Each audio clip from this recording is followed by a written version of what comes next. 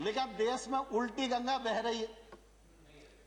और मैं सभापति महोदय आपके माध्यम से किसान बंधुओं को भी कहना चाहता हूं और प्रतिपक्ष के मित्रों को भी कहना चाहता हूं, भारत सरकार नरेंद्र मोदी जी का नेतृत्व पूरी तरह किसानों के प्रति प्रतिबद्ध है, किसानों के प्रति समर्पित है। किसान आंदोलन के लिए हम लोगों ने लगातार उनको सम्मान देने की कोशिश की है, 12 बार ससम्मान बुलाकर बातचीत की है।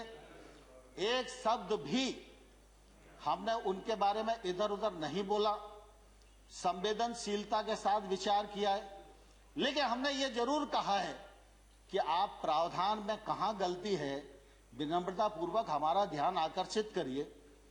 हमने जो उनकी भावना के अंतर्गत जिन बिंदुओं को चिन्हित किया जा सकता था, उनको भी चिन्हित करके बताया कि हमको आपकी लगती है कि आपको यह शंका है कि एपीएमसी खत्म हो जाएगी, तो हम इस पर विचार करते हैं। एपीएमसी खत्म नहीं होगी। हमने एक के बाद एक उनको प्रस्ताव देने का भी प्रयत्न किया, लेकिन मैंने साथ में यह भी कहा कि अगर हम भारत सरकार किसी भी संशोधन के लिए तैयार है, इसके मायने ये नहीं लगाना चाहिए कि किसान कानून में कोई गलती है। लेकिन किसान आंदोलन पर है, पूरे एक राज्य में गलत फहमी का शिकार हैं लोग। एक ही राज्य का मसला है।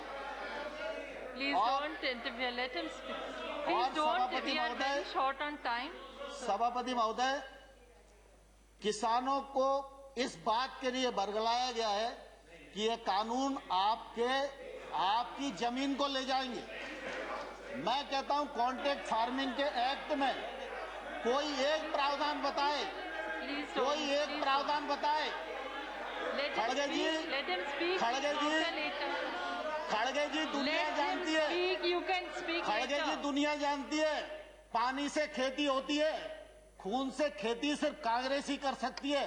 भारतीय जनता पार्टी खून से खेती नहीं कर सकती। और इसलिए मैं सभापति महोदय आपके माध्यम से कहना चाहता हूं, कॉन्ट्रैक्ट फार्मिंग एक्ट का कौन सा प्रावधान है जो प्रावधान किसी भी व्यापारी को उस किसान की जमीन छीनने की इजाजत देता है? लेकिन लोगों को भड़काया जा रहा है, जमीन चली जाएगी।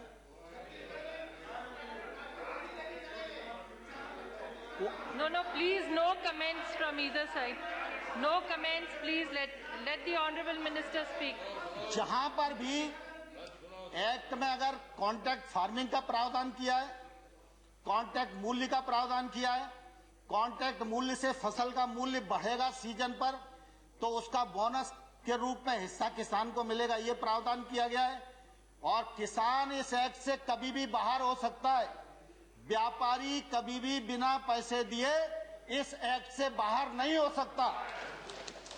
और मैं सभापति महोदय आपके माध्यम से कहना चाहता हूं, पंजाब सरकार का कॉन्ट्रैक्ट फार्मिंग एक्ट उठाइए, हरियाणा सरकार का कॉन्ट्रैक्ट फार्मिंग एक्ट उठाइए। और वो तो हुड्डा जी के समय ही पारित हुआ था, और आज अरे प्लीज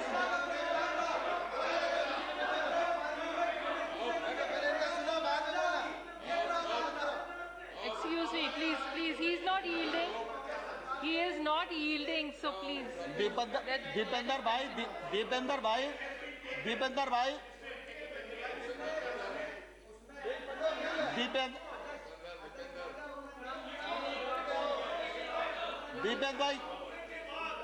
प्लीज, अरे मुझे स्पष्ट तो करने दीजिए। You still have one member, you can speak, you can reply later. नहीं,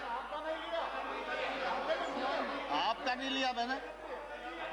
माननीय सभापति महोदय, मैं स्पष्ट करना चाहता हूं कि इन राज्यों के अभी लगभग 20-22 राज्य ऐसे हैं जिसमें कॉन्ट्रैक्ट फार्मिंग के लिए नया एक्ट बनाया है या उन्होंने एपीएमसी में शामिल किया है। नहीं नुकसान, We are already very tight on time. Dipendra भाई, let him finish. You still have a member to speak. He can reply in that. Honorable Minister, please continue. please continue. नियम बना रूल 6 में एपीएमसी में अमेंडमेंट हुआ हरियाणा में, मगर उसके साथ साथ ये प्रावधान बना कि अगर एमएसपी से नीचे कोई प्राइवेट कंपनी अगर कॉन्ट्रैक्ट फार्मिंग में खरीद सकती है तो कानूनी कार्रवाई और सजा होगी। आप सजा का प्रावधान ठीक है देवेंद्र भाई, आपकी बात आ गई, लेकिन मैं कुल देखिए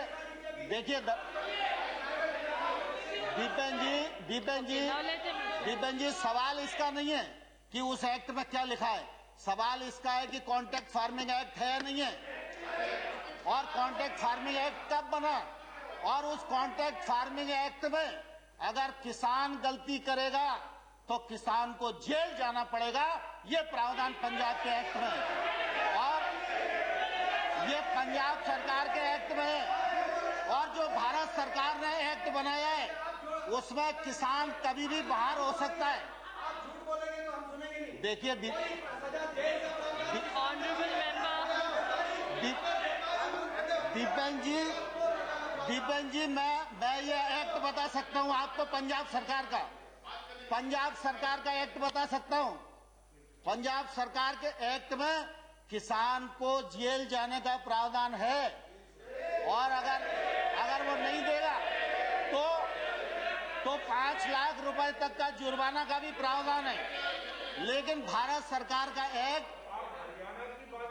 कि किसी और एक्ट की बात कर रहे हैं? नहीं, मैं पंजाब की बात कर रहा हूँ। हाँ, कॉन्ट्रैक्ट फार्मिंग मैंने कहा पंजाब सॉरी, आप हरियाणा। पंजाब की बात कर रहे हैं, हरियाणा की बात कर रहे हैं, तो ये कंफ्यूज होकर बोल रहे हैं।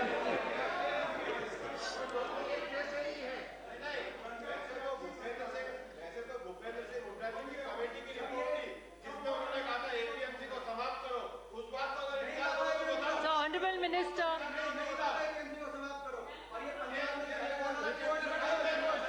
हुड्डा जी, अब Honorable एक Minister. बार दीपेन जी